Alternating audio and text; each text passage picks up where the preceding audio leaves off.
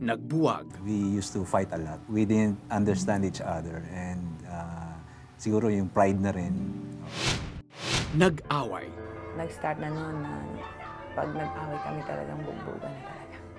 Yung nagsiselos ako, nagsiselos siya. Ako nung pinagsiselos ko, binabalik niya sa akin, lalo na nung pagka dumarating siyang lasing, gano'n.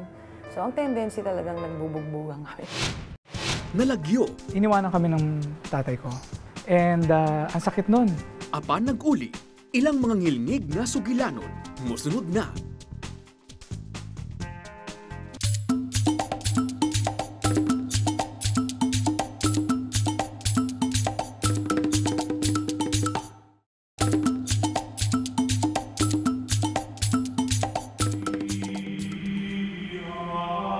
Clean living at relihiyoso, ito ang bansag ni Alex sa sarili. Lagi niyang dinadayo ang simbahan upang ikumpisal sa pari ang kasalanang paulit-ulit niyang ginagawa. Father, pagtalip naman ako sa may isa, bakit mo na naman ginawa yun? Memorize na ng mga pari yung kasalanan ko. I cannot resist the temptation. Gusto ko sarap ng walang responsibility o walang hirap. I'd rather go for women na wala nang delikadong mapikot ako, like married women. Kahit kumpiyansa si Alex na hindi mabubuntis ang mga nobyang may asawa na, wala siyang nagawa nang mabuntis niya ang isa sa mga naging karelasyon niya na may dalawa ng anak. I will live with you na, together with my 2 kids. Sabi ko, hindi ka pwede tumira sa akin. Hindi ako makatulog. For the first time in my life, this time, nagigilty ako talaga. I felt very miserable.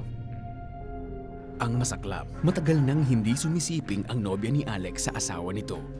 Kaya ang payo ni Alex sa nobya, lasingin at makipagtalik sa asawa nito para masabing ang asawa nito ang tunay na ama ng kanyang dinadala.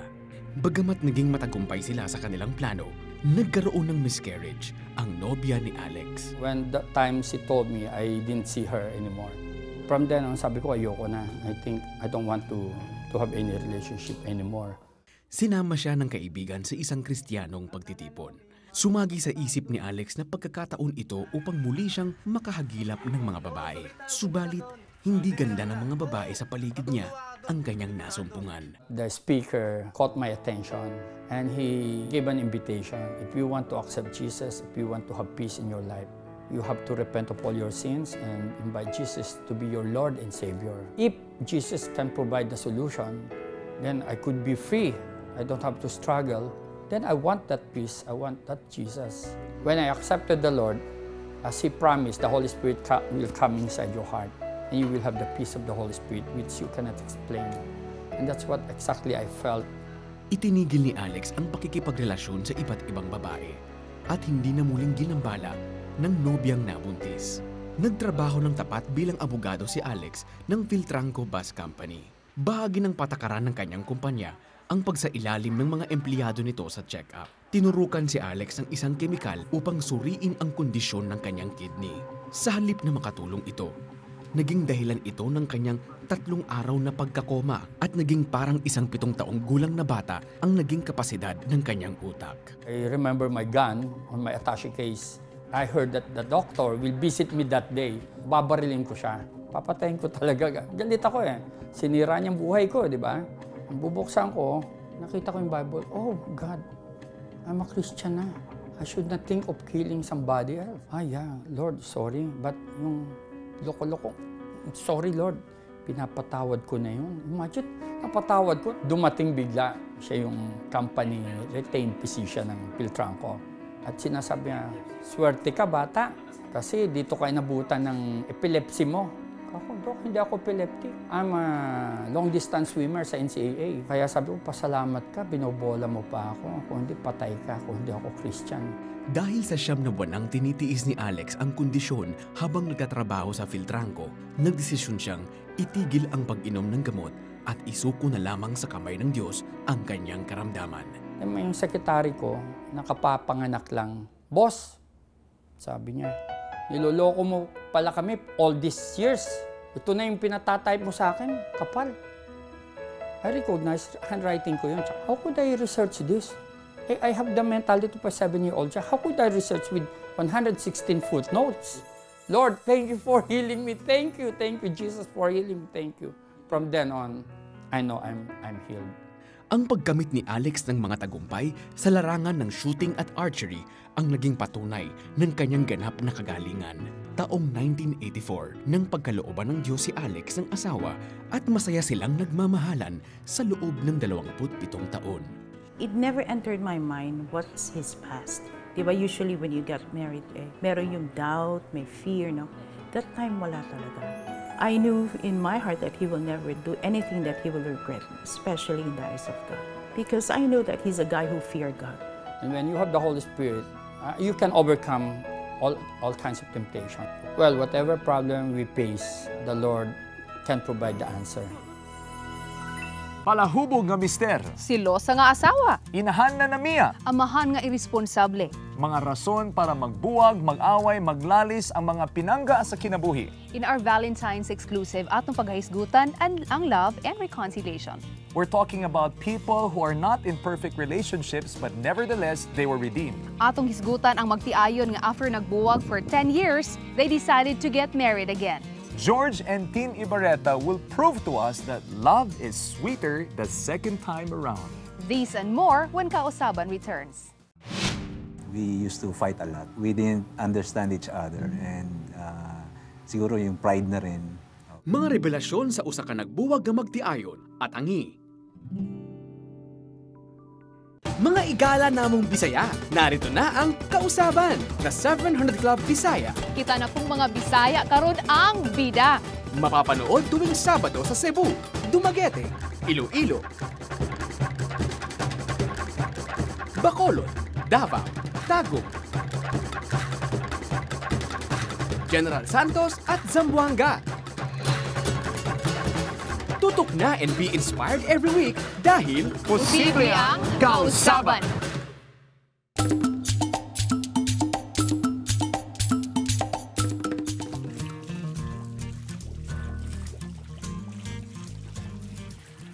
Up next are 700 Club Asia hosts Peter Kairos and Connie Reyes as they interview real-life couple George and Tin Ibarreta. Remarried couple ni sila. Ngano ka remarried, no? Ato ko nung lantaon ang ilang tinuod nga love story. Let's watch this. They got married back in 93, separated in 98, annulled in 2005, and married again January 15 this year. But before Tin and George bare their hearts and souls to us, let's watch this brief clip. Si George ay kasalukuyang nagtatrabaho bilang isang executive housekeeper sa Ayala Property Management Corporation. Si Tin naman ay isang director of sales sa Sofitel Philippine Plaza. Sa pagpasok nitong bagong taon ay muling ikinasal sina George at Tin Ibarreta. Mahigit 10 taong naghiwalay ang dalawa at nauwi pa sa pagpapawalang bisa ang kanilang naunang kasal noong 1993. Ilang pagsubok ang kanilang pinagdaanan, ngunit gumalaw ang Panginoon at ginabayan sila upang ang nagkalamat na relasyon ay mauwi sa kapatawaran. Let's welcome on the set married couple Tin and George Ibarreta. Welcome to the 700 Club Asia. Thank you. So tell me, why did your first marriage fail? Basically, when we got married in 1993, we used to fight a lot. And Bakit? We didn't understand each other. And siguro yung pride na rin, kung sino yung tama, sino yung mali, wala nag-give in. What were these fights about, for example? I was very immature during that time, and I always wanted to have my way. And if I didn't get my way, he goes to the highway. So, hindi kami nagkaintindihan. So, those were the problems that we encountered. And then so you got separated. Why did you decide to go that far? It triggered yung when we had a really big fight on one day, and it turned out to be violent pa nga eh. We hurt each other, and then I went out of the house, and she decided to get out of the apartment, brought our kids to her mother. So, And this big fight was about? Big fight was that he wasn't going home anymore. I was pregnant at the time, and when I go home, it's just me and my son. So, parang wala rin akong inuwian. So, parang feeling ko, I was so depressed, I was so lonely, I had to go back to my mom. So, kung ayaw niya, di ayoko rin. And bakit ka naman di umuwi, George?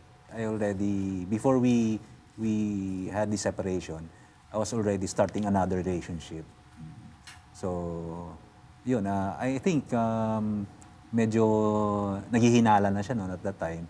And, You knew that? I knew that, I felt it. Did he confess to you? Definitely, during the time, no. But I knew it.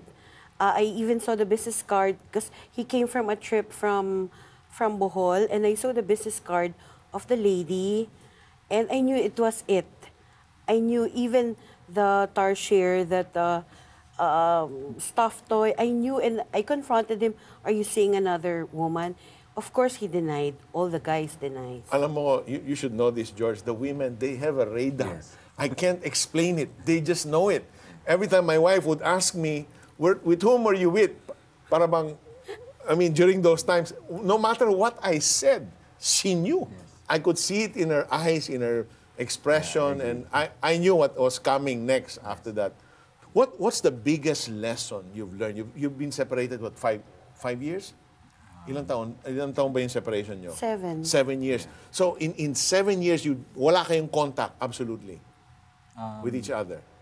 Meron. Kasi I visit also The kids? my kids. Okay. Pero ano lang, civil lang. Walang, no meaningful conversation, when you say how are you, mechanical lang yung how are you. A lot of times, we try to get back together. Kaya lang, wala nangyayari. Siguro yung pride na doon pa rin eh. We tried talking to our pastor.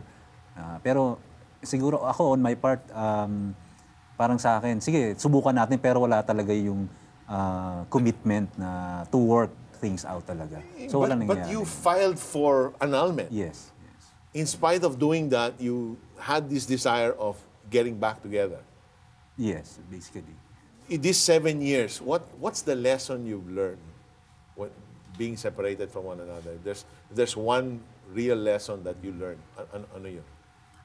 What God has promised, He will complete it. Because during my quiet time, God told me that, even if your husband is away, there will be a time that he will come back. And that promise was fulfilled last January 16. And I knew, even during the times that I wrote everything down, God's promises to me. He said that what God has put together, let not man separate.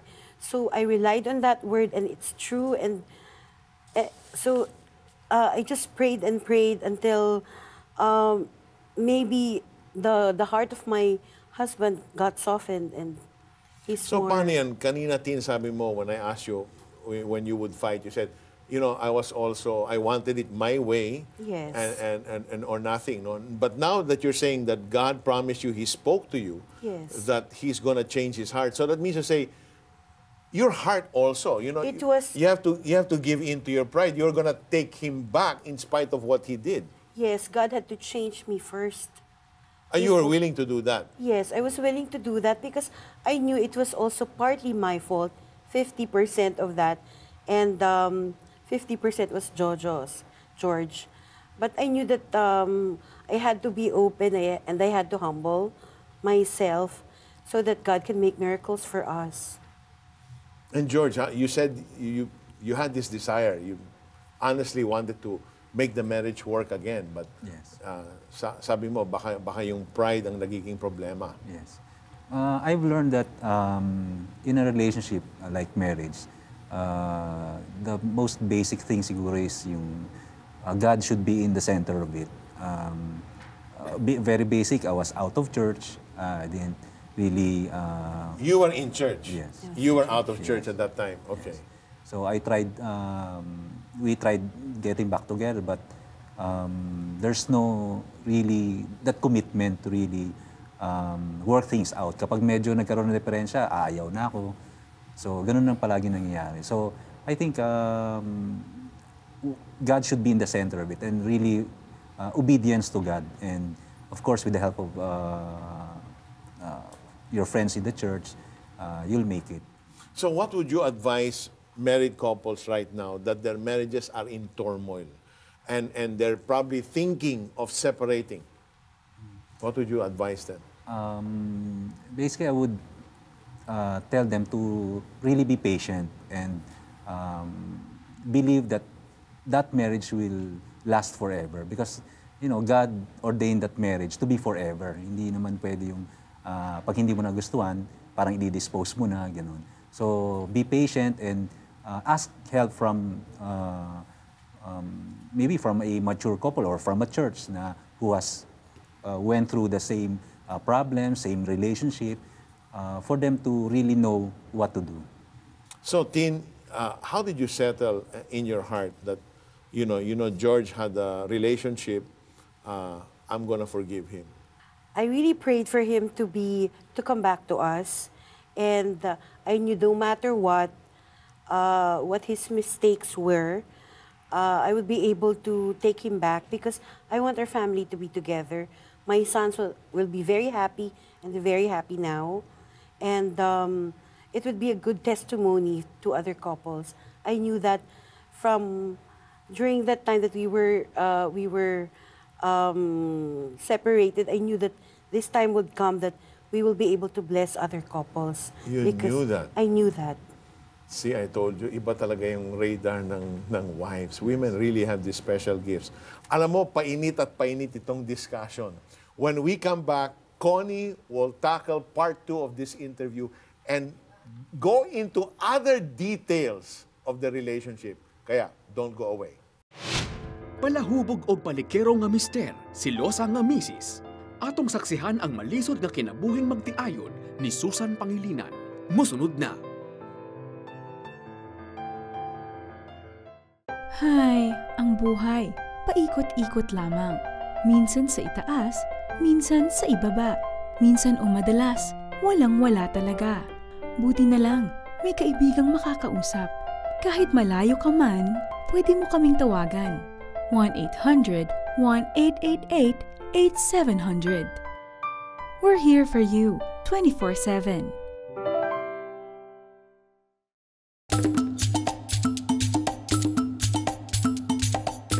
Kasama pa rin po natin dito sa 700 Club Asia ang newly remarried couple na sina George at Tin Ibarreta.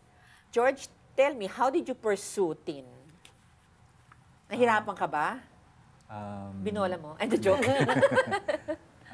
First, kasi I regularly go to their house with the kids. So ngayon biglang meron ka ng bit-bit na flowers, roses, chocolates, nuts.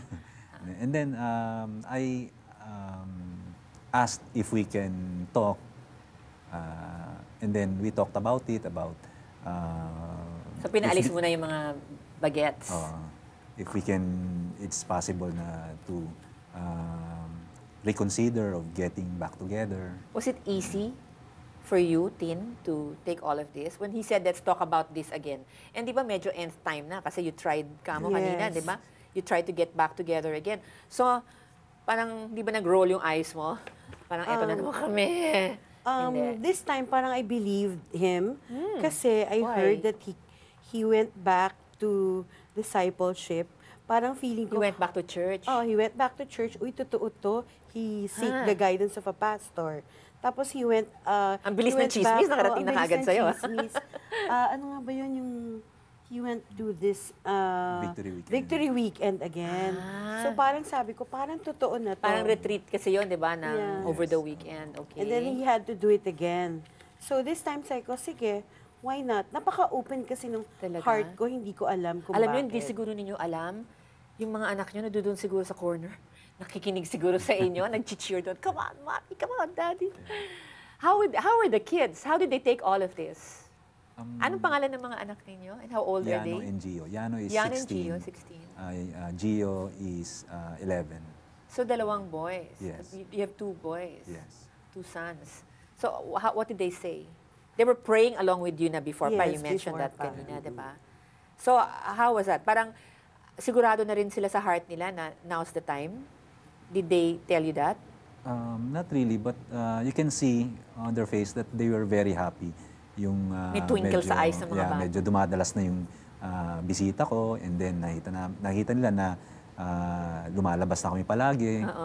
Siguro they had this clue na may magbabalikan. inkling na sila na, oops, mommy and daddy are really, And they were really sincerely praying with you. And you said that you prayed every day with your children for the same thing every day. For the same thing. Which and is? we always pray that, Lord, convict and convince Jojo of sin, righteousness, and judgment, which will lead him to repentance. And every day we would storm heaven with that prayer. And di ba, maganda yung resulta. I'm sure maraming nanonood sa atin na yung ganun, yung magulo yung marriage nila. Yung, minsan, di ba, parang for appearances na lang, na living under the same roof, di ba? Living under the same roof, but maybe not having the same bedrooms anymore, or just doing it for the sake of the children, or for many reasons. Anong masasabi nyo sa mga ganun? Anong dapat nilang gawin? Pag may mga marital conflicts, pag meron mga sakitan na, minsan may verbal abuse, physical abuse, di ba? All kinds of problems that crop up sa mga mag-asawa. Anong pwede nyo sabihin sa kanila? Would you say na mag-hang on sila? Hopeless ba yan? From your experience, what can you say? Siguro I can say na they should be patient with their relationship.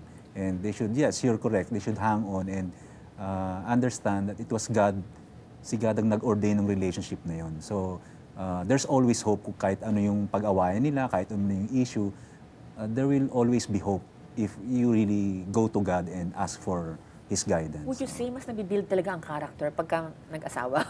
Di ba sabi nila? Yes, yeah, very true. Mas grabe yung pag-build ng character kasi yung patience talaga natetest sobra, di ba? Pag magkasama. Yeah. Pag yung mag-asawa. Ikaw naman, Tin, ano naman from a woman's point of view, what can you say to the women who just want to give up and just, really just leave their husbands? If you want to give up, don't keep it to yourself. Tell someone, a mature person, a mature Christian, and tell her your problems and pray about it. Don't do anything unless you pray about it. So seek help. Don't keep it to yourself, and always seek the wisdom of God. Always pray, because nothing naman is impossible. And ako, I strongly believe talaga that if you're going to seek help, you, like you said, go to a mature Christian, somebody who can help you. Don't just go to a friend or anybody na ibang i-advise sa'yo, baka turuan ka pa ng hindi tama, di ba? Konsintihin pa yung mga maling gawa mo. So, on that note, saying that prayer is a very important part of a relationship, diba? Lalo na sa restoration. Would you like to pray for our viewers? Jojo, please. Lord, let's pray for couples out there who are having problems with their relationship. I just pray that you give them grace, Lord. Give them wisdom, Father, in handling their relationship. And for the couples out there, you have heard our testimony. It's not impossible that your marriage will work even though you've been separated, divorced, or annulled. There's nothing impossible with God. And just pray for your grace upon these couples, Lord, or on the verge of getting separated. I just pray that you reconcile them right now. In Jesus' name, amen. Amen. Amen. I just like to encourage you and say, well, the devil came to kill, to steal, and destroy. So he wanted to destroy your marriage. But God is super faithful to complete the work He started in your lives. So I just pray that He will, really continue to give you that assurance in your hearts, the strength, the grace, and that assurance to know that He's going to be with you and He will help you overcome whatever hardships, whatever difficulties that may come your way, which will definitely come, diba? Lahat naman tayo, whether you're married or single or whatever. But I think now you'll really be so much stronger because you know the right things to do already. It's such a powerful testimony. It's so inspiring and encouraging. So thank you for making time to share this, Jojo and Tin. God bless you and your children, your family. Thank you. Okay. Mga kaibigan, up next, we bring you the fantastic story of Susan Pangilinan. Hay, ang buhay, paikot-ikot lamang. Minsan sa itaas, minsan sa ibaba. Minsan o madalas, walang-wala talaga. Buti na lang, may kaibigang makakausap. Kahit malayo ka man, pwede mo kaming tawagan.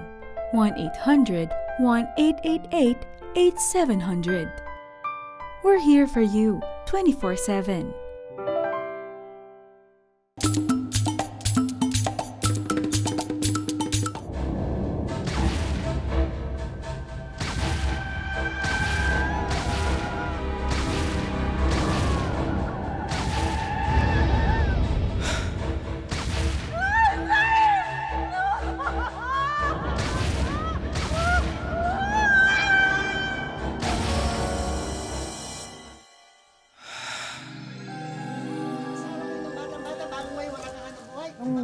Nagdadalaga ako. May mga pamangkin ako at kapatid ako na kasabayan kong nagdalaga.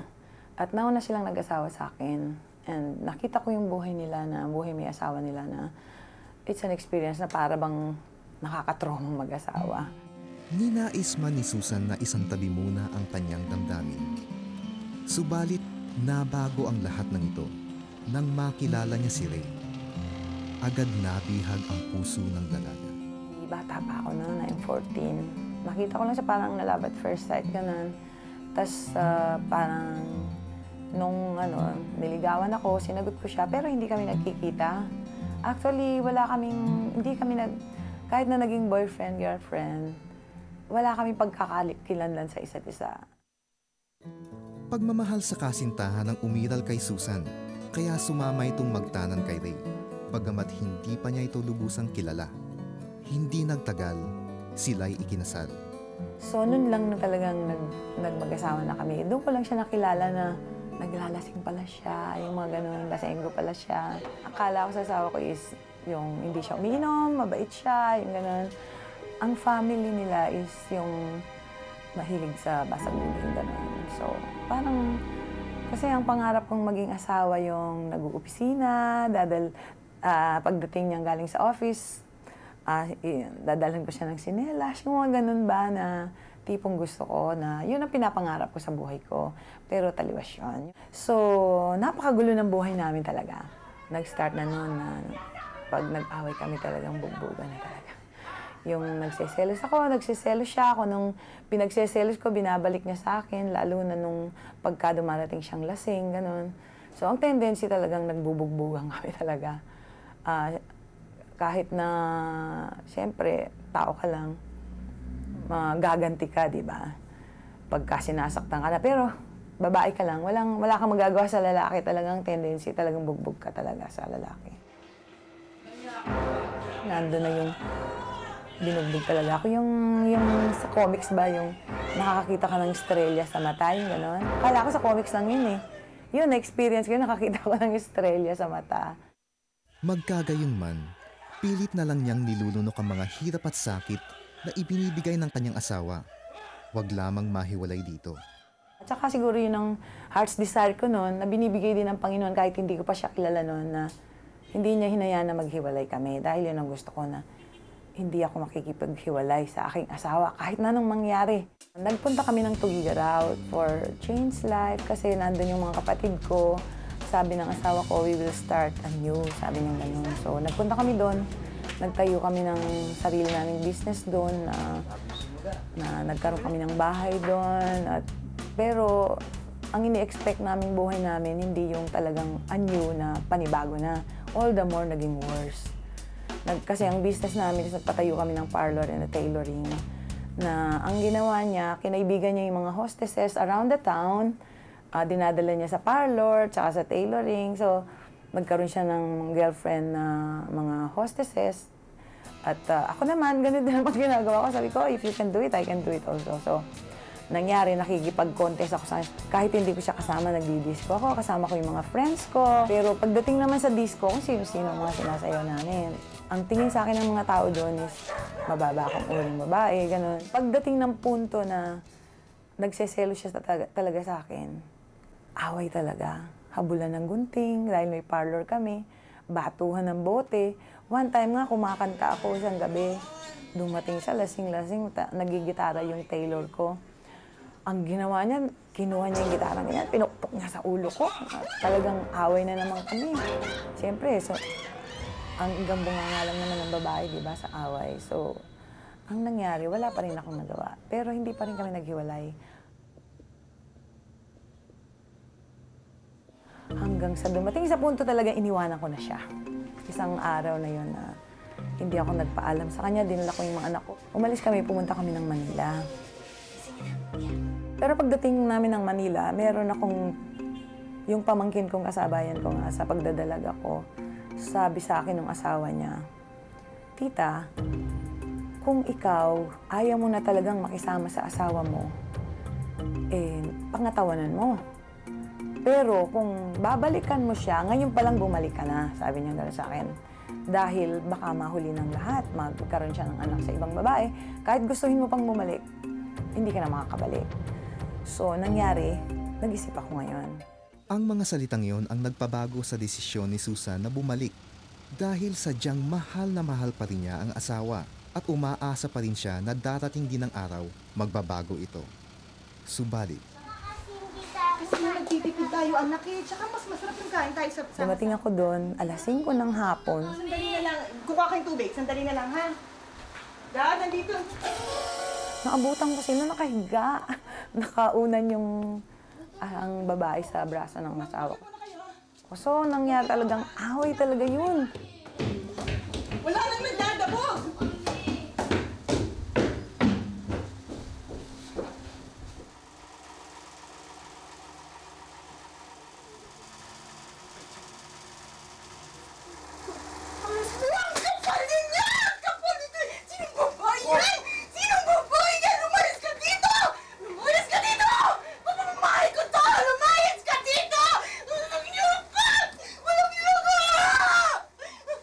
Simula nun, nagsama na kami na do hindi rin maayos, pero wala pa rin pagkakasundo. Until one time, merong isang nag-invite sa akin, yung kaibigan ko, asawa ng piskal dun sa Tugigaraw. Halika, attend tayo ng prayer meeting, sabi ng gano'n sa akin. Sige, ikaw na lang, sabi ko gano'n. Until na yaya niya ako, pumunta ako dun sa prayer meeting sa isang chapel. Dinatnan ko sila na nagba-Bible. Pero sabi ko, hindi para sa akin to, hindi ako nabibilang dito. Umalis ako. Next time na naman, in-invite na naman ako, sumama ako. Tapos pagdating doon, parang hindi ko feel na talaga. Umalis na naman ako, so walang nangyayari kahit na nag-attend ako ng prayer meeting na yun. Umalis na naman ako. Pangatlong pagkakataon, inabutan ko silang umaawit. Parang na-touch ang heart ko na yung, sabi ko, siguro yung emptiness sa heart ko, yun na ang tinouch na ako ng Panginoon. Nakikanta na ako ng Come Holy Spirit. At doon na, parang sinuko ko na ang buhay ko sa Panginoon doon. Na umiyak na ako, naghalo na yung sipon ko, tsaka yung luha ko na binibigay ko ng lahat sa iyo, Panginoon, ng aking buhay. ang pangyayaring yon ang nagbigay ng panibagong pag-asa sa buhay ni Susan. Pag-asang sa Diyos lamang niya natagpuan. Nagbabasa ako ng Bible. Inumpisahan ko sa Genesis to Revelation. Hindi ako tumigil na night and day talaga. Yun ang aking kasama. Hawak-hawak kong Bible ko. Na gusto ko talagang malaman kung sino ang Diyos. Sino ba siya? Ang asawa ko, sinasabi niya sa akin na, oh, bakit hindi ka pa kasi magpare? Sinasabi niya. At siyang number 1 na persecutor ko. Sinasabi niya sa akin, pag umalis ka, pumunta ka sa pupuntahan mo ngayong prayer meeting na sinasabi mo yan. Sabi niya sa akin, susunugin ko yung bahay na yan, wala ka nang aabutan. Pero ang pinagkakatiwalaan ko ang Diyos na aking sinasaliksik. So umaalis pa rin ako. Hindi naman niya sinusunog yung bahay namin. And dahil ako talagang nagtitiwala ako sa Panginoon. Alam mo, nung naborn again ako, I was so spoiled with God.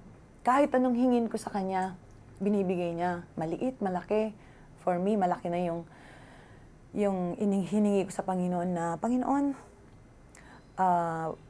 may ilit na po yung bahay namin. Kailangan bigyan mo pong trabaho yung asawa ko na madali kaming makaraise ng pambayad namin, ng arrears namin. And so, nagkaroon ng pagkakataon na makapag-apply sa Saudi. Una, ayaw niya pang umalis dahil iniisip niya, pag umalis siya, nandun siya sa Saudi, papalitan ko siya, na pagdating niya sa Saudi, may marinig siyang balita na, oy, ang asawa mo may lalaki, baka mahuramentado daw siya doon. Pero nung nakita niya na nagbabasa ako ng Bible, nagkaroon siya ng tiwala sa akin noon. Nakarating siya ng Manila, nakapag-apply siya, kahit ayaw niya, tinanggap siya, ultimong medical, lahat refundable. Walang gastos talaga. Dahil yun ang hinihingi ko sa Panginoon eh. Bigyan mo po ng trabaho ng aking asawa na madali kami makapag-raise ng fund. And so, yun nga, nakapunta siya ng Saudi. Doon sa Saudi, ang aking prayer nung nandoon siya is, Panginoon, kahit po alam kong puro Muslim ang mga tao doon, gagawa ka ng paraan upang makakilala siya sa iyo, kahit na imposible. After a month, narinig ko na lang sa kanya na merong Bible study doon. At sabi niya sa akin, sumasali nga raw siya. Sabi ko, Lord, ito na ang sagot sa mga panalangin ko. Talagang napakabuti mo. Sabay ng maraming taong pagtitiis at pagsasakripisyo, nakamit na rin ni Susan ang minimithi niyang kapayapaan sa kanilang tahanan. After how many, 16 years, prayer and fasting, ang ginagawa niya para magbago ako. Pinipray niya ako sa Panginoon. Doon ko na-realize ang pagmamahal ko sa Kanya na talagang sagad ng ganyan. Habang tumatamis ang relasyon mo sa Panginoon, I believe nagiging strong din ang relationship ninyong mag-asawa. There are times na talagang may mga disagreement, pero ang Panginoon pa rin ang nagtatali sa inyong dalawa. Nalagyo nga amahan og anak. Iniwanan kami ng tatay ko. And ang sakit nun. Ang mga pag-angkon ni Franco Laurel. Atangi. Diyos nga may gugmaon. Ako nagaampo kanimo nga imong bisitahon ang mga kabatan-unan sa mga campuses sa Cebu. Maghatag kanila og paglaom, kaya nga amo ang nasod naglaom kanila. Kami nagatuo, kung ang kausaban magausab sa mga kabatan-on, mausab ang dagan sa among nasod. Sa ngalan ni Jesus, kami nagaampo. Amen.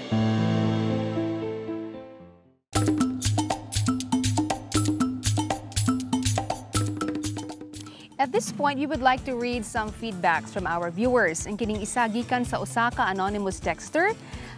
It says, "Thank you for your prayer support. My husband is now participating in mending our relationship. Indeed, the counseling program is very helpful to many people who are confused and hard up." Kanigikan kang Yogi. I saw the poster of the 700 Club Counseling Center at Asian Bank. When I went there, I was broken-hearted because of a recent breakup. So I called the prayer center for prayer support, and it helps me to talk to a lot of people who directed my life to the Lord. I found hope, and I'm attending a small group now. Thank you so much. There's another one coming from another anonymous texter. Ingon siya, "Thank you for your prayers and for leading me to know Jesus Christ." From an anonymous texter, nagapasalamat ako sa kausaban program kaya akong napamatudan na ang demonyo tinuod o kinahanglan nato ang proteksyon laban nila. Gidawat nako si Jesus, ako ang kinabuhi. And here's another one from Eric and Jane. They said, "I was surprised when 700 Club called me because I don't have any idea about it. Perhaps somebody used my phone. My wife got the call first and I got the second call. During the conversation, I was able to understand how much God loves me, and I was led to pray and accept Jesus in my life. After the prayer, I felt something different happening inside of me that I cannot explain. My wife and I were so thankful for the 700 Club that God used them to help us find meaning in life." Daghang salamat sa tanan tao na ga-text o gatawag sa amoa. Thank you so much for trusting us with your lives. Hinumdumi na duna sa aming Facebook account, or you can email us at info@cbnasia.org. When we come back, theater actor and singer Franco Laurel shares his story. Nalagyo nga amahan og anak. Iniwanan kami ng tatay ko. And ang sakit nun. Ang mga pag-angkon ni Franco Laurel. Atangi.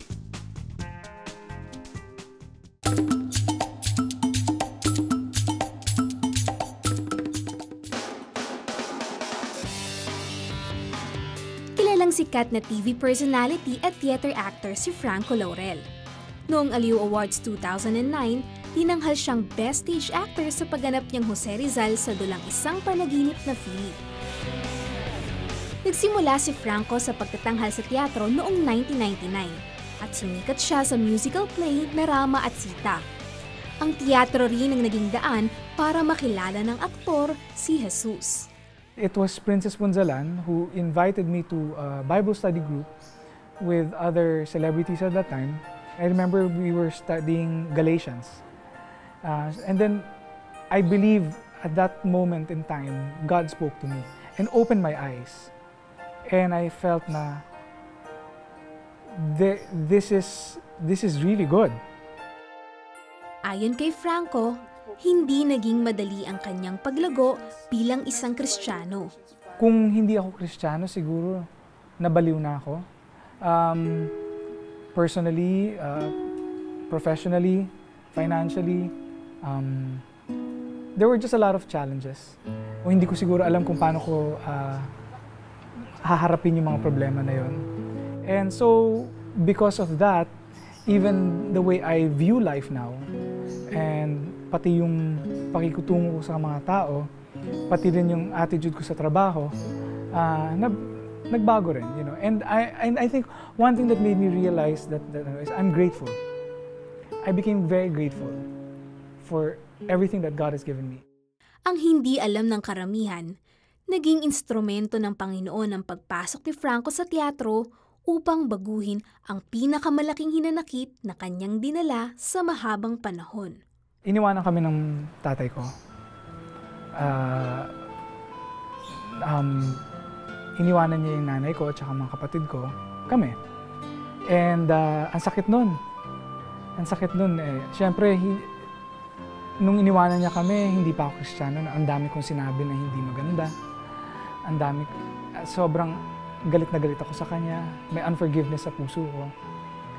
And I think that pag may unforgiveness ka sa puso mo, yung root cause yan ng kung paano gagamitin ng demonyo, yung enemy, kung paano niya gagamitin yan sa different aspects ng buhay mo. At ang pagganap ni Franco bilang Joseph sa musical play na Joseph the Dreamer ang humipo sa puso ni Franco. Isang puso ng anak na labis na nasaktan. How can I portray Joseph if I myself was not able to forgive the person that really hurt me the most? And in Joseph's life, di ba, yung mga kapatid niya left him for dead, tapos binenta siya binugbog siya, tapos binenta siya as a slave. Yung dinaanan ni Joseph na in-prison pa siya, di ba? Kung siya, napatawad niya lahat ng tao at nabigyan siya ng favor ni God, bakit ako hindi ko pwedeng gawin yun? I felt na to be able to portray the role of Joseph, kailangan may truth sa ginagawa ko.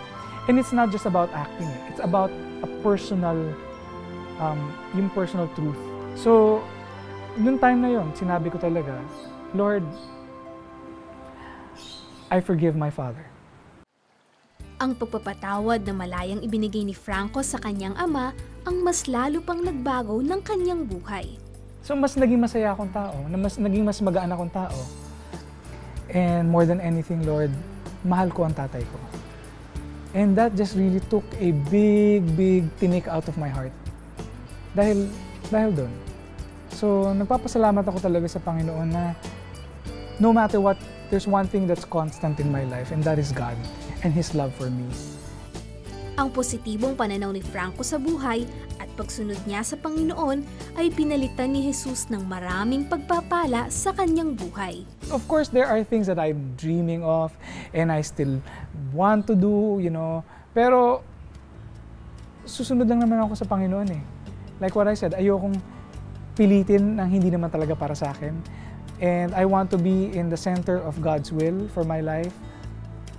And so I believe that theater is what He's really putting me into, and I don't know what the purpose is pa kung bakit, but then for me, it really helped me grow as an artist. It made me appreciate more of my art. It made me a more grateful and appreciative person. And my respect for the art itself, not for the fame, but for the art itself, is deeper. And I'm really enjoying myself. Ayon sa sikat na kasabihang The World is a Stage and We Are the Actors, ang buhay ni Franco ay may hahalin tulad sa bawat karakter na kanyang ginampanan, maging sa totoong buhay o sa tanghalan. At bawat katapusan ng kwento, isang aral ang napupulot niya na nais niyang ibahagi sa mga manonood. You know better than I, you know the way. I've let go the need to know why, 'cause you know better than I. And that song, that whole song is really about letting go and releasing it all to God. And every time I'm going through something, whatever it is, I just play that song. I sing it, and it ministers to me. And it really makes me realize I can't do this alone. And the only way to do this is just release it all to God, and God will take care of me. You know what, partner? Kung masave ta ba, dawato na to si Kristo sa atong kinabuhi, dili di ay dayon, it doesn't necessarily follow nga maka-release dayon taog forgiveness sa ubang tao, no? I mean, what I'm trying to say is that God is a forgiving God and He wants us to be like Him, especially in the area of forgiving others. Pero dili yun dayon ta makatuon ani nga value of forgiving. Like in my own case, na ay mga panahon no, nga maglisod gyud ta og release og pasaylo sa ubang tao, especially kanang grabe kalawom, grabe kasakit ang ilang gibuhat nato. You know, there's an old saying, partner, na time heals all wounds ko, no? But the truth is, Christ is the only one who can heal. Lao manggod usahe ang samad. So lisod jud kay i-forgive ang tao ba, but if Christ can forgive just as what you said, so should we release forgiveness. Unya, partner, basin doon na tayo mga televiewers karon na ga-harbor og unforgiveness sa ilang kasing-kasing, I think it's important for us to come to the Lord first and ask for His forgiveness, because it takes God to love God. It's impossible to love others unless we're loved by God first.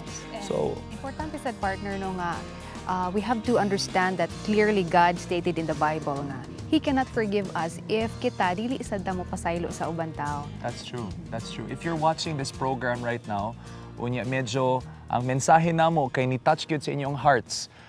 Let's choose to receive forgiveness from the Lord first. Dili man perfecto atong kinabuhi, but we have to come before a perfect God for us to be completely healed.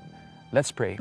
Father, in the name of Jesus, we come to you and we ask, Lord God, that you would come into our lives. Right now, Lord God, sa tanan namong mga televiewers, mga tigpananaw, Lord God, who are going through unforgiveness, right now, wherever they are, in their sala sets or in their offices, Father, we pray, Lord God, that they will receive you, nga dawaton ka, Lord, as Lord and Savior of their lives. Father, forgive us for all the sins that we have committed, Lord God, past, present, and future. Lord, pasaylua kami sa tanan namong ginabuhat, Lord God, nga dili sakto. Ug sukad karon, Father God, maminaw mi ug musunod gyud mi sa imong mga pulong. We are a changed person because of Jesus Christ.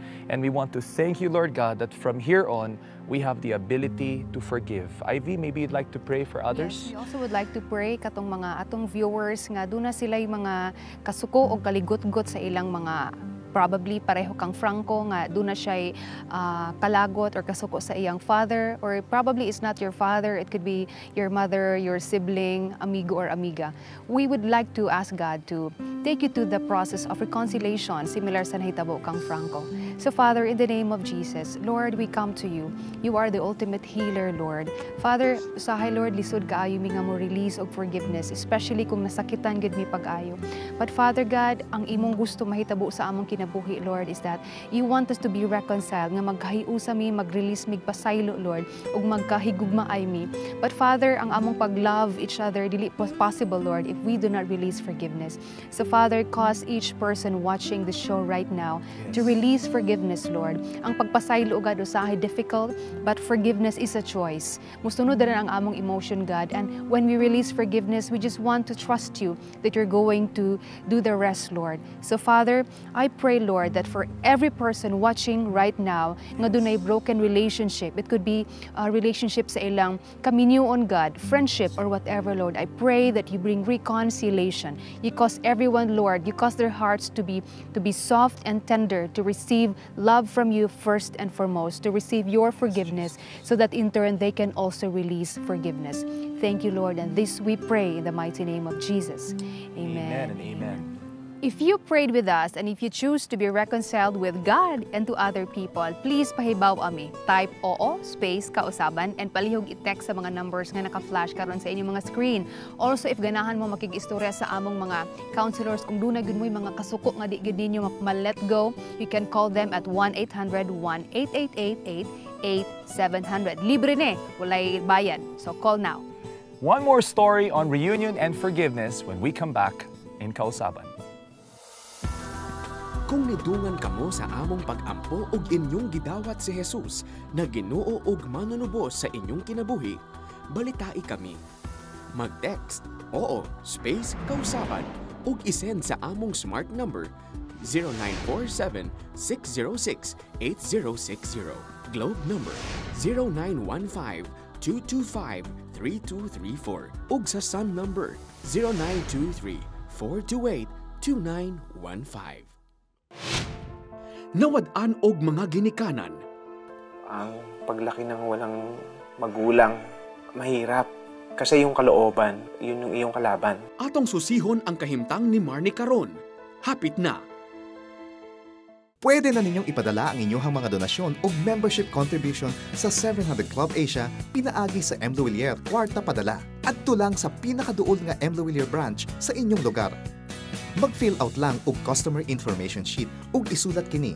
Amount o kantidad sa imong donasyon, sender's name o ngalan sa nagpadala, complete address, contact numbers, purpose of transaction, example, pledge, receiver's name, 700 Club, dugang nga mensahe ug ang imong pirma o signature.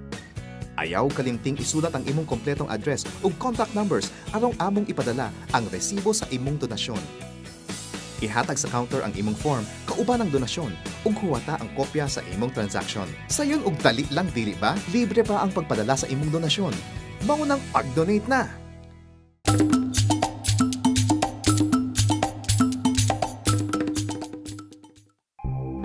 Tatlong buwan pa lang noon si Marnie nang ideklara ng barko na nawawala ang kanyang ama. Umiyak ako pag mag-isa na. Kasi iniisip ko, sana akong buhay si tatay. 7 taon naman siya nang iwan sila ng kanilang ina sa mga lolo at lola para magtrabaho sa Maynila. Ang paglaki ng walang magulang, mahirap. Kasi yung kalooban, yun yung iyong kalaban. Hindi mo ma-explain kasi yung low self-esteem ba na tinatawag. Parang wala kang may pagmalaki. Makalipas ang 10 taon, 16 years old na noon si Marnie nang muli silang magkita ng kanilang ina. Nagulat lang po ako. Isang hapon, dumating po ang mama. Tapos umiyak po siya. Kausap po niya ang lola. Humingi po siya ng tawad. Bakit ngayon lang siya nagpakita? Nahirapan ako kung paano ko yung way ng isang anak sa magulang. Paano ko gagawin na asiwa ka bilang isang anak na masyadong maging close kaagad sa kanya. Sa kabila nito, pinilit ni Marnie na kayaning maging maayos ang kanyang buhay. Nakapagtapos sa high school at kumuha ng vocational course hanggang makapagtrabaho sa isang kilalang kainan sa mall kung saan madalas na closing time siya naka-assign. Every night, tuwing uwi ako, pagkakain ko, naging kasama na po ng aking time yung panonood po ng 700 Club. Nakaka-relate po ako dun sa mga true to life story ng mga tao na binago yung buhay. And then from that point of view, nasabi ko lang, lagi rin sa sarili ko, ako rin gusto kong magbago. Isang gabi, nanonood po ako tungkol po sa broken family. Na-identify ko yung sarili ko kaagad. Pero meron palang healing time wherein na kung saan ang makakapaghilang ay ang Panginoong Jesus. Natagpuan ko yung sarili ko nakaluhod, umiiyak. and then sumusunod sa prayer of acceptance ni Jesus. Yun lang din po sa panang buhay kong yun, doon ko naranasan yung pagmamahal. Na wherein lagi kong nilolong sa napakahabang panahon na wala akong tatay, wala akong nanay. Ang naging product po nito, nag-start ako magbasa ng Bible. And natuto ko mag-pray. Hindi ko po ginagawa yun sa tanang buhay ko. Napatunayan ko na ang Diyos, nung nagpahayag siya, na bagamat walang ang ama sa lupa, siya yung ama na yung tatakbuhan, malalapitan. And that time, God healed those broken hearted. Doon ko na-experience yung love, yung joy, yung peace, na kung saan longing ng isang kagaya ko na broken family. Dahil sa pagmamahal na nadama mula sa Panginoon, nabago ang buhay ni Marnie. Kung dati walang kumpiyansa sa sarili at mahina ang loob, ngayon siya'y isa ng leader sa kanilang simbahan. As of now, ako po yung itinalaga po bilang head ng mission team sa church.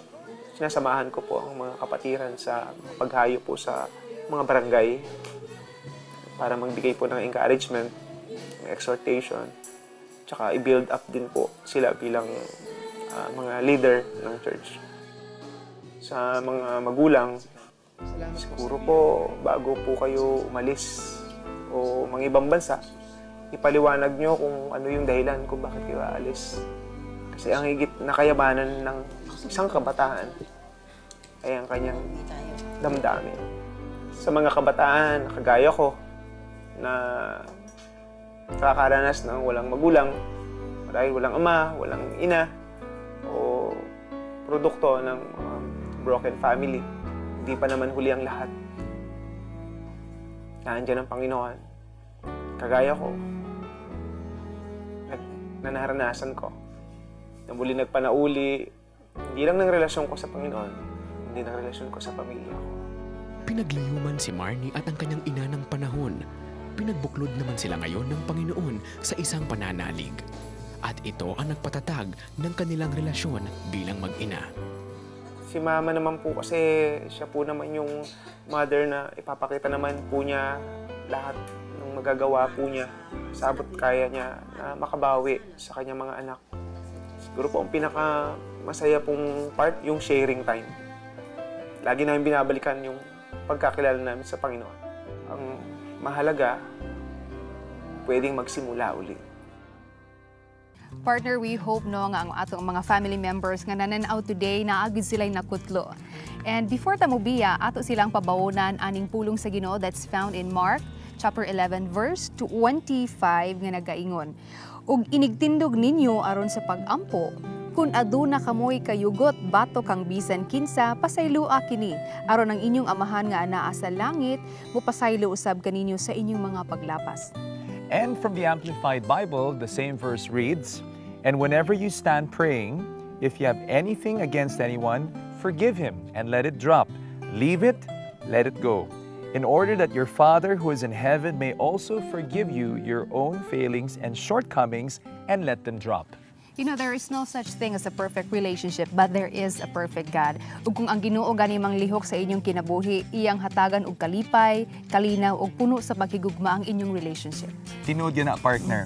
By the way, speaking of relationships, partner, mag-unsa mo ni June inig Happy Hearts Day or Valentine's Day. Murag imo no kung i-remind no nga kinahanglan na sa day ko mag-prepare. But anyway, I'm sure that is going to be very exciting. What about you, partner? I'm sure that you are very, very excited. I'm very excited. Actually, partner, minyuon naman good ko. Wow. So we're preparing every single day this month of February. So para na ako, partner, no, every day is like honeymoon. And you know what, partner? We don't have to celebrate Valentine's Day or Happy Hearts Day just once a year. It can actually happen all year round. 365 days in a year, di ba? Agree gigo ani ang giingon, partner, kay do na magoy uban nga 3 years, 5 years mahuman na din ang honeymoon stage, but it should be forever. That's true.